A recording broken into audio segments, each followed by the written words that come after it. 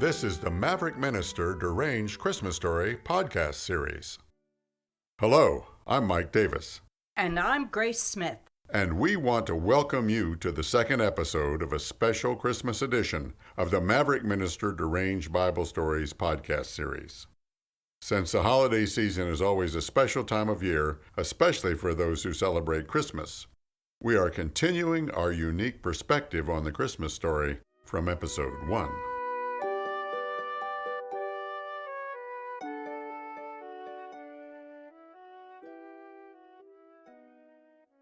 In the first episode of the Deranged Christmas Story, Grace and I discovered that the yearly telling of the Christmas story about Mary, Joseph, and the baby born in a stable more than 2,000 years ago isn't just their story. In some way, as we listen to it, we begin to realize that it's a story about all of us. It's a story about life, with all of its unexpected twists and turns and struggles and challenges. It's a story that's so simple you can put the whole thing on a Christmas card. But at the same time, it is so vast and complex that 1,000 libraries full of theology books can only begin to hint at what it really means. So, let's make the rest of this story about us as much as it is about them. Imagine, if you will, that you are Joseph, engaged to a girl named Mary. Imagine that she has just told you she's pregnant, and that an angel came and told her that the father of the baby is God. What would you think? What would be your first response? What would you do? Well, if it was me, my first thoughts and response might be kind of irrational.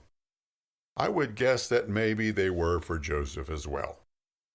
But after my irrational moments, I think I might feel the need to ask someone I trust a whole lot for advice before I did anything.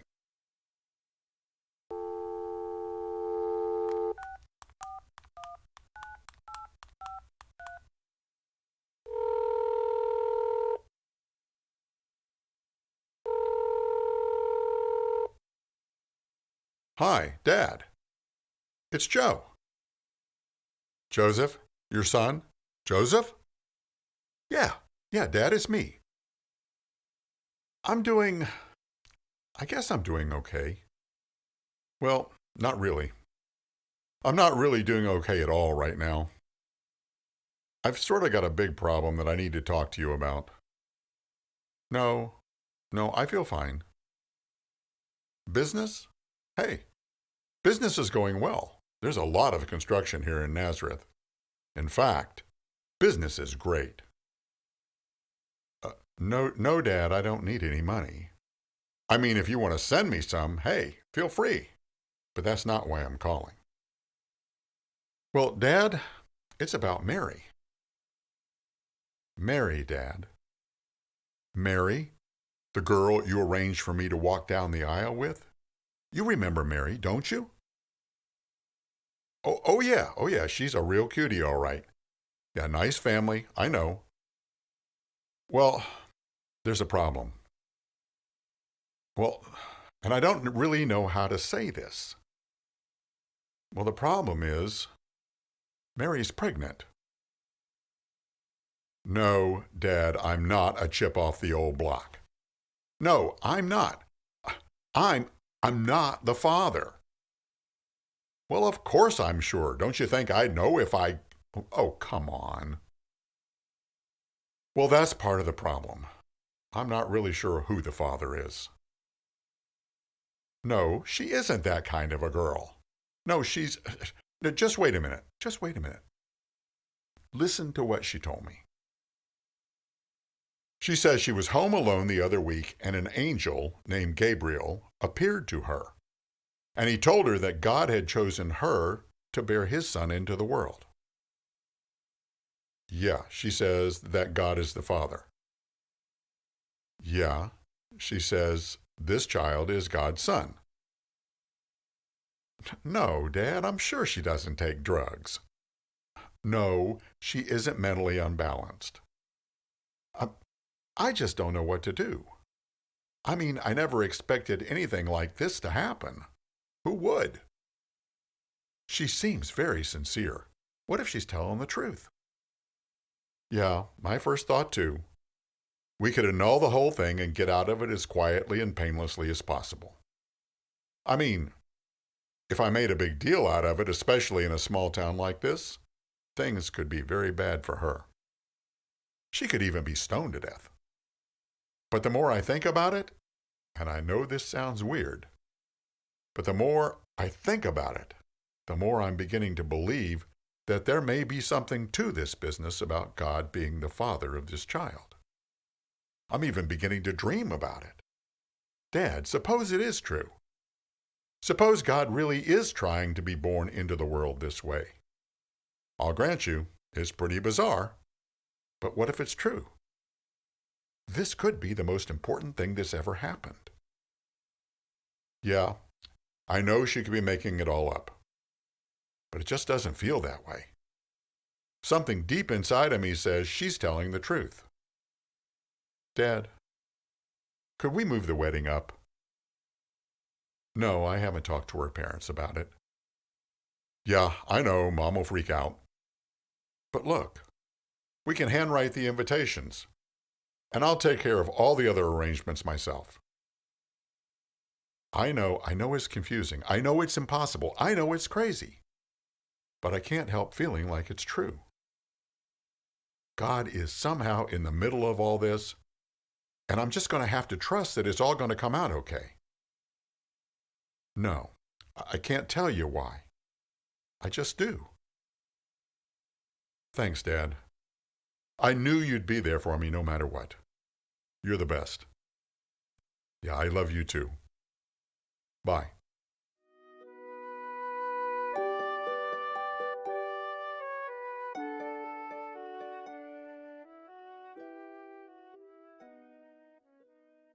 In those days, a decree went out from Caesar Augustus that all the world should be enrolled. This was the first enrollment when Quirinius was governor of Syria, and all went to be enrolled, each to his own city. And Joseph also went up from Galilee, from the city of Nazareth to Judea, to the city of David, which is called Bethlehem, because he was of the house and lineage of David, to be enrolled with Mary, his betrothed, who was with child. It was a long and grueling trip from Nazareth to Bethlehem. I've never been outside of Galilee except to visit my cousin Elizabeth in a little town just outside of Jerusalem, right after I got pregnant. Cousin Liz was pregnant, too. I couldn't believe that she was more than 60 years old and having her first child. I just can't imagine it. She said that her child was a gift from God. I wasn't about to tell her the angel story and that I was pregnant with God's child. But she seemed to know already. As soon as I walked in the door, she told me that her baby was jumping for joy in her belly and that God had blessed me to be the mother of his son. It made me so happy to have somebody who believed in me and understood what I was going through that I just started singing, and Liz sang right along with me. I stayed with her for 3 months and we both had the best time, but eventually I had to go back to Nazareth and face Joseph, my family, and the whole town before I was showing so much that I would be accused of a crime. Back in Nazareth, life was a lot easier than I expected. Joseph had arranged for us to have a very quiet and quick wedding. He was really wonderful and very understanding about this whole thing. I'm sure people in town wondered about what had happened, but for his sake, nobody made a public issue of my pregnancy. I was getting very close to my time when the Romans decided it was time to count everyone in the empire. For us, that meant we had to travel from Nazareth to Bethlehem to sign up because Joseph's family was from there. That was about 90 miles on foot in cold and wet weather over hills and rocky trails. We would have to sleep on the ground when we couldn't find any other place to stay. When we finally got to Bethlehem, there was no place to stay either. No hotel rooms, no boarding houses, nothing except a smelly, filthy stable. After carrying my child for 9 months and walking halfway across the country, I had to give birth alone on the dirty floor of a stable.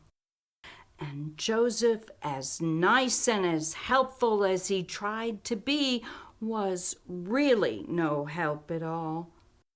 But there was a very sweet woman who came into the stable as I was in labor, and she stayed through the whole thing and helped me deliver my baby. I don't know who she was or why she just showed up, but I don't think I could have managed without her. After all the angel had said about my child being special, I can't quite appreciate how giving birth in that stable was supposed to be a special experience. But oh my God, he was special. He was beautiful, so soft, so warm in the cold night air. He had the most perfect fingers and the cutest little toes. He was absolutely the best thing that has ever happened to me. And most of all, he was mine. All mine. When I held him for that first time, it wouldn't have made any difference whether I was in a stable or a palace. I felt as happy and as fulfilled as I ever had in my life.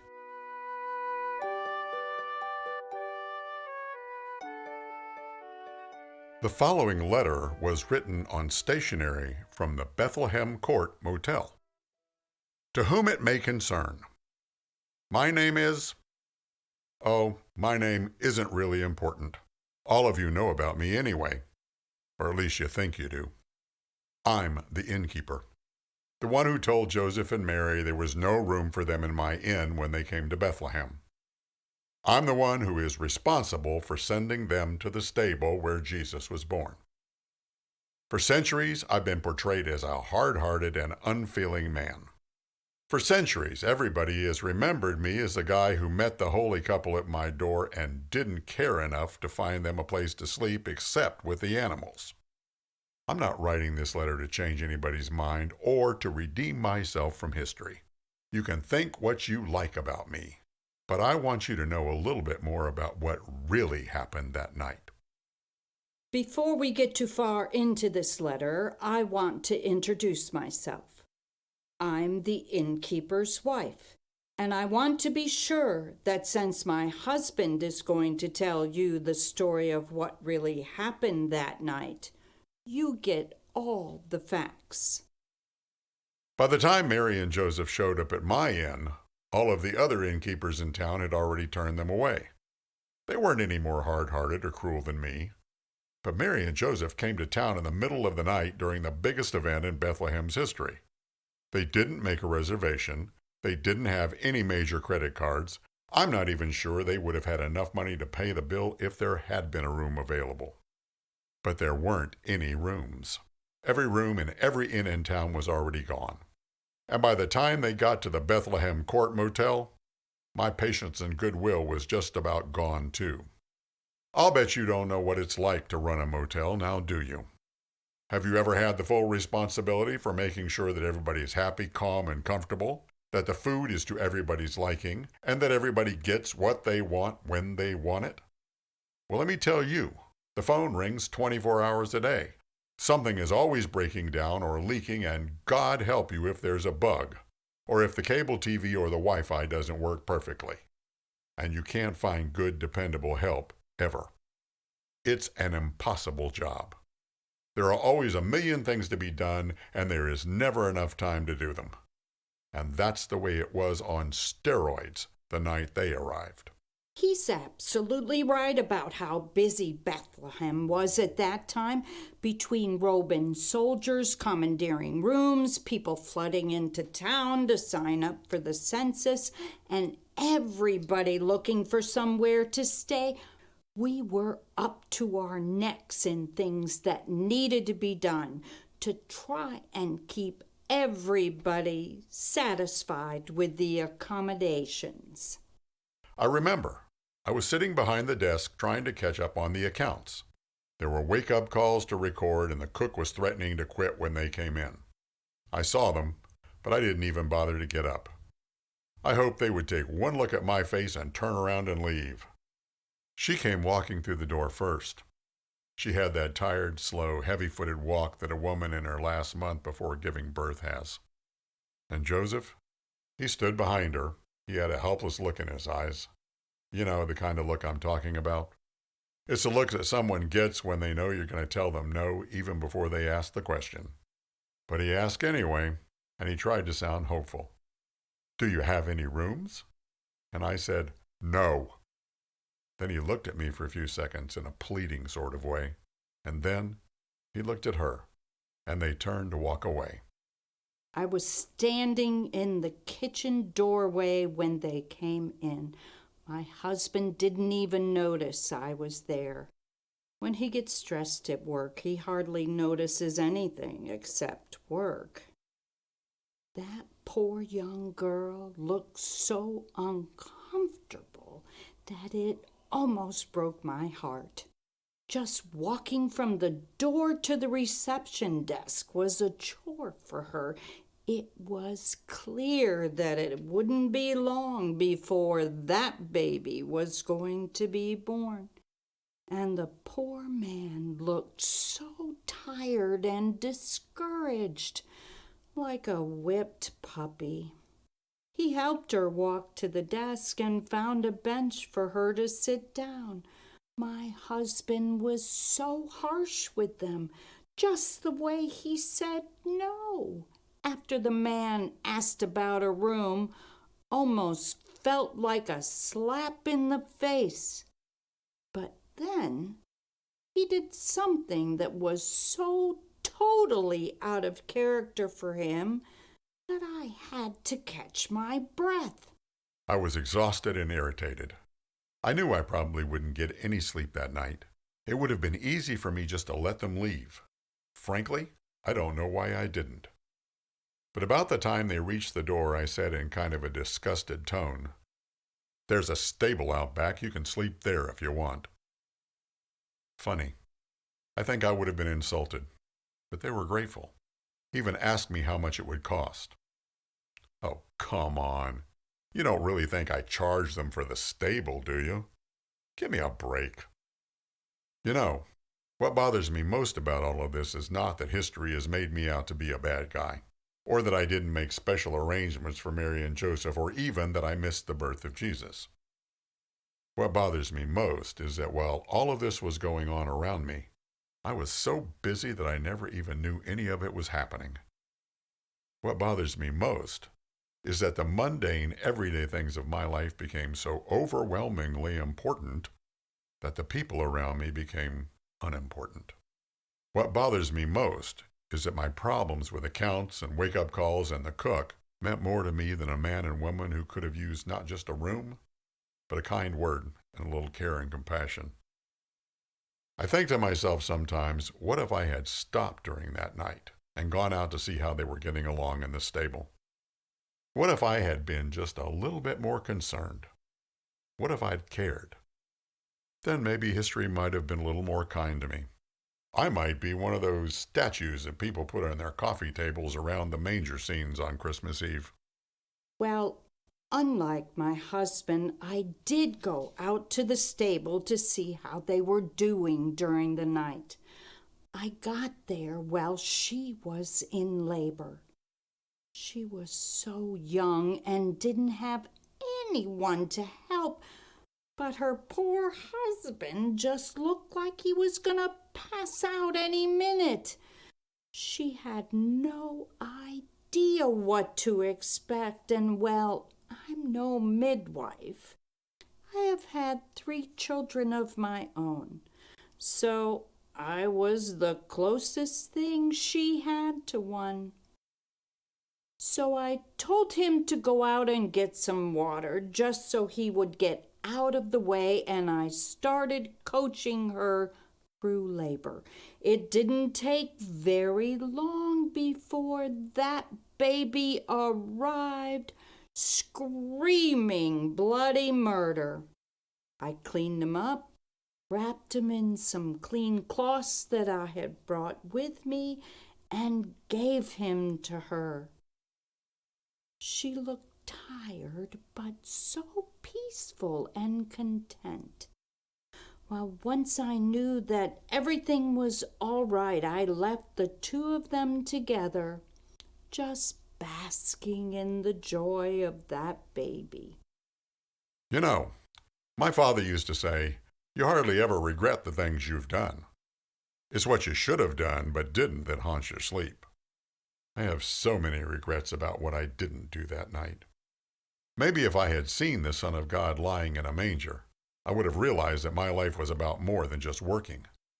Maybe I would have realized that if this miracle could happen right under my nose, then there could be lots of other miraculous things going on all around me. Maybe for the rest of my life, the sounds of children laughing and playing in my front yard would have been more than just an irritating distraction. And the problems or needs of a friend would have been more than just another intrusion into my busy schedule. Maybe love could have become more than just a word. If I had just stopped to look, maybe my life would have been different. But I was busy, and so I didn't. And because of that, my life wasn't any different. So I'm writing this letter because I want you to stop thinking of me just as a cold, hard-hearted innkeeper who caused God to be born in a stable. Think of me instead as someone who was so busy with what he thought was important that when the most important event in his life happened, he ignored it. And then, think about how busy you are with all of the important things in your life. Think of all the people, all the love, and all the joy you may be missing because there are so many more important things to be concerned with. Think about it, and don't miss any more. Merry Christmas, the innkeeper. And his wife. So Jesus is born in Bethlehem, and we have heard from everyone who was a part of that birth experience. But the story is far from over. We still have angels. Oh, please, not that same angel again. Relax. Nobody else is going to get pregnant. Phew, that's a relief. We still have angels, shepherds, and wise men yet to tell their part of the story. So stay tuned for the rest of the story in the next episode.